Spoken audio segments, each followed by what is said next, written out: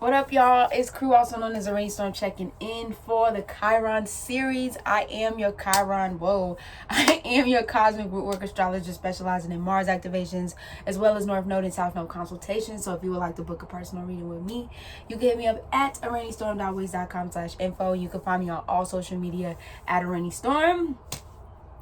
Let's get into it. Chiron and Virgos, my Chiron and Virgo generation. This is 93 to 1995. That is definitely, I don't know why I'm getting Stacy, Madonna, they're waiting for her, and it was U2 and Blondie, and that's 1985. We definitely skipped past that already. But it just popped in my head as I was doing, y'all, it's 1985. Woo-hoo-hoo. Stacy, okay, done, over. I don't know why that came up for y'all, but I don't know if y'all even remember that song, but I don't know, it's just coming up. And Stacy's mom, I'm not gonna get into it. Stacy's mom, okay, it's got it going on. Okay, Chiron and Virgo. This, I don't think has nothing to do with Chiron and Virgo, but we just gonna roll with it. Let's talk about the energy of Chiron first, and then we'll talk about the energy and how those two play hand in hand. So when we're talking about Chiron, and the reason that I wanted to talk about Chiron in itself before we moved into the birth chart, because it is just one of those things that I feel like can be very heavy for a person, especially if you have no knowledge of why your this part of your chart, or this part of the houses is very heavy, or you experience like those heavy feelings in this part of the house, especially depending on what it's aspected to. This is what we call in the community the wounded healer, right? But this is also the ability to be able to take that wound and, like I've been saying, like alchemize that energy. I kind of compared it, not fully, but kind of sort of, to the Kundalini energy, of being able to access those levels of this idea that we're able to self-heal ourselves, which essentially we are. We are beings that are able to heal our own selves, and we don't necessarily need all these other things to heal us. There's other things in life that can definitely assist in the healing process, but we don't necessarily need outside things in order for us to be healed, you know?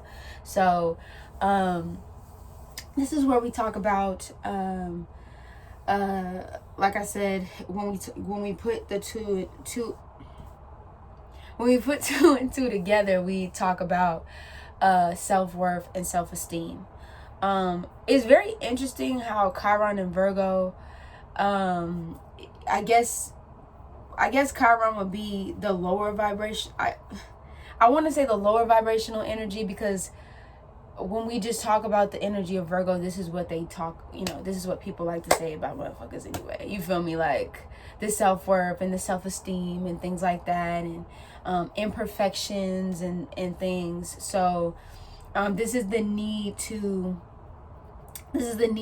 or think and believe that you are not worthy, or feeling worthless in a way. Self-esteem issues. If, for example, if you are, I would definitely say criticism with that. Like, if you feel like, you've done something wrong, or, you feel like you've done something wrong, and then like your whole day is ruined, you know what I'm saying? Or you feel like you've said something wrong, so your whole day is completely ruined, in this way. Things that are, I guess, impure.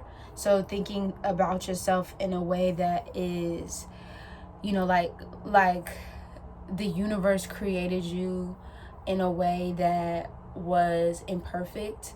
And I know everybody deals with a level of self-esteem issues. I just feel like, with this Chiron, because we are talking about like the physical.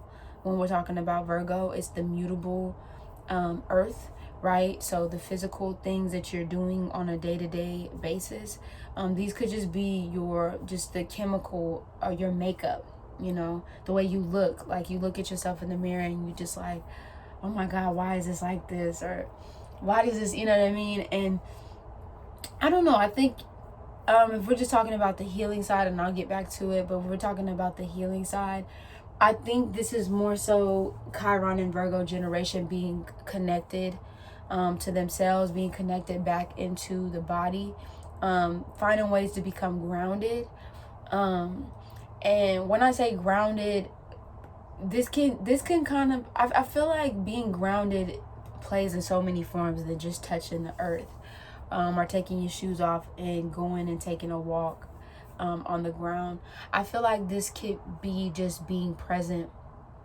I feel like with mercurial energy, especially if we're talking about Virgo energy, and we're talking about Geminian energy, Gemini, this mutable air, just mutable earth energy, it can be easy to be very like, I don't know why I want to say sparse, but just all over the place. Like you over here, you over there, you over here, you over there, your mind's here, your mind's over there, like you know. And I think this is definitely like a calling to just get to a certain place where you are just really just comfortable with just being, you know, comfortable with being in the present moment, comfortable with just, you know what I'm saying?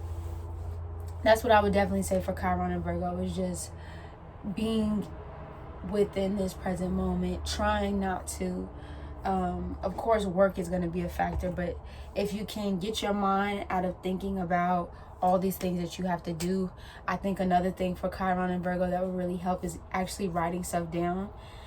Any mercurial energy that you have, I feel like what's best is just to write it down so you can get it out your mind and get it onto paper, right?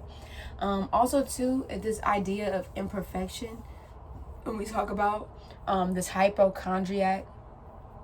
So I know we talked about like the physical body, right? And being like, oh my God, you know, I'm looking at myself and I'm like, this is not, you know, perfect, or this is not this, or this is not that. But I feel like with a hypochondriac, this is more so being in that energy of feeling like there's something wrong with you, as far as like, oh my God, I might be sick. Oh my God, I feel this pain in my, you know, so maybe it's this, maybe it's that. Like, instead of, you know, or it was coming up in my mind as like somebody on Google, like going in, like trying to figure out, maybe like you had like this ache, you know, in your bones or something like that. So you just like going on, you know, Google and like trying to search and see if there's something wrong with you type shit.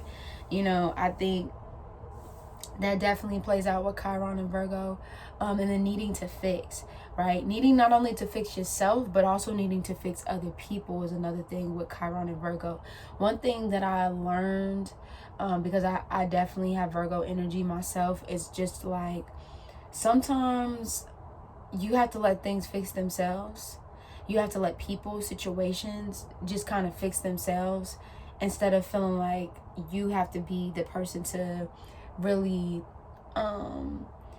usher in that change, you know, to be that person that has to be the one to fix. Like, honestly, sometimes I even have to tell myself, bitch, nobody asked you. Nobody asked you. Nobody asked you. Why are you here? Why are we doing this? Nobody asked you, you know?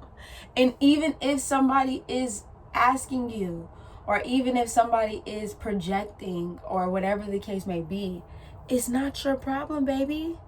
It's not your problem, okay?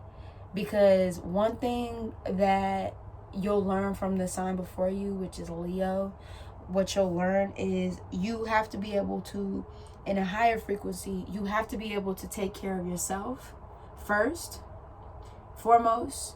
You have to be able to take care of yourself before you take care of other people. And that's not to say, once again, when we talk about healing, that we'll ever just be 100%, that we'll never ever put in that work within it when it comes to ourselves. But it's just more about saying like, you know what, actually, you know, I need to make sure I'm good.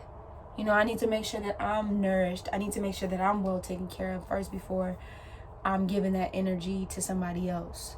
And it's not to say because it's natural. This is like a nature versus nurture or something like that. Like, it's natural with this energy to want to take care and want to, you know, make sure people are okay, and want to serve in that way. But you have to be self-serving. Like, and a lot of people don't want to hear that in life, because we live in a society that feels that you must take care of everybody else before you take care of yourself, or is deemed as selfish. But really, the tea is, the gag, whatever you want to call it, baby, is about you actually taking the time and opportunity to make sure that you're good. It's that basically making you be in a position where you're making sure that you're good, like you're 100%, you feel me? Like you good, you feel me? So you don't have to be in a position where you're, things are unbalanced because you are putting your own needs and desires and things at the back burner. Meanwhile, everybody else's things are being done. Another thing I do want to say about this energy too is, don't feel like you know what I'm saying? There's two sides to this, because on one end there is a nurturing, and I know y'all gonna hate me for saying this, but it's real. On one end, there's a nurturing side to this energy, and being like, okay, well, I'm taking care because this is what I like to do. This is who I am. But there's another energy of this that can definitely manifest out, where you're taking care of other people to make yourself feel better about yourself. And so you have to really get into a space where you have to ask yourself, like, what am I really doing this for? Like, you know what I'm saying? Like, why am I, like, that overcompensation, overcompensating is what's really coming to mind when I think of this. Like, really, you feeling like you're doing things to be of service, to help, but really it's for you to either be avoidant of what you got going on, or you taking that and doing things because you're not, what I mean? It's avoidant of actually putting that back into yourself. Like, what would that look like? I guess I would ask, what would that look like if you put all that energy that you give out willingly, okay, and you put it back into yourself, right? Let me know in the comments, right? Also too, perfectionism. And it's so crazy because I feel like we've been talking about perfectionism like over the past couple months, and like, what does it mean? Like, can anything ever be perfect? I don't think anything can ever be 100% perfect. Then again, I think of myself and I'm like, damn, damn. But no, for real, like, I don't think that anything besides myself could be 100% perfect, but I do think that there is a level of self-mastery when it comes to this energy. I do feel like when you are consistent and you are continuing to work towards things, to reach this idea of perfection, I do believe that you can work towards it. Because for me, it's like, when you are doing something, who's to say that you know what I mean? Who's to say that you want to keep, how am I saying this? Like, who's to say that you want to keep at it? Okay, let me get an example. So for me, I'm heavily into martial arts. Not heavily. I need to get back on it because I was really into it, especially last year. But I was really into martial arts, and I'm going to get back into martial arts. Now, you know what I'm saying? Nobody says that you have to do martial arts every day, right? But my thing is with that is, like, if you don't practice, I call myself, I say to myself, like, eventually one day I want to be a teacher. I even look at it like Bruce Lee. I don't know if y'all have ever seen the Bruce Lee documentary, but this motherfucker Bruce Lee, okay, if y'all never seen the documentary, I really highly recommend that y'all see this documentary. He was a martial artist, right?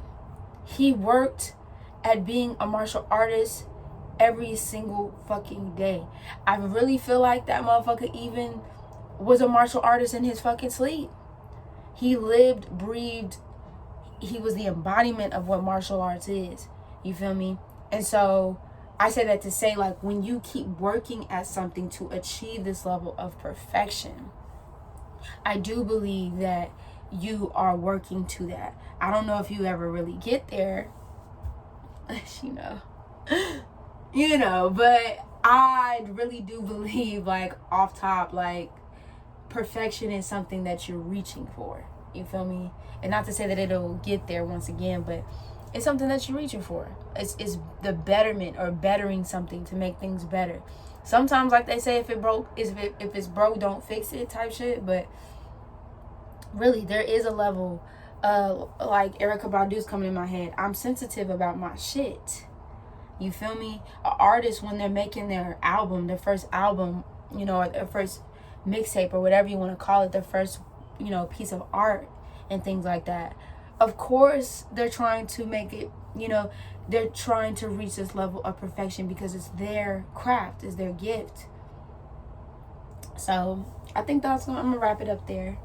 Definitely gonna wrap it up there. Also, before we go, I do want to say with Chiron and Virgo, you definitely want to pay attention to your health. Definitely with Chiron and Virgo, pay attention to your health. Not becoming a hypochondriac, but paying attention to your health, baby. I'm telling you, you want to be careful about your thoughts, what kind of thoughts you're telling yourself, because that directly definitely goes into your health. And also being able to express your emotions, because one thing I could definitely say about Virgo energy is if you're not expressing your emotions, and not just think with anybody, but really, you know, because we're talking about the body here, by not expressing your emotions, they become stored in your body, and that store in your body can actually, you know, kind of snowball into other things. So you just want to make sure that you just making sure you checking in with your body and making sure that you Gucci, right? But that's all I have to say. We're gonna move on to Chiron and Libra, and we're gonna end this week off with Chiron and Scorpio. You already know what it is. It's a rainy charm. It's a rainy storm, checking in, checking out without a motherfucking doubt. Deuces.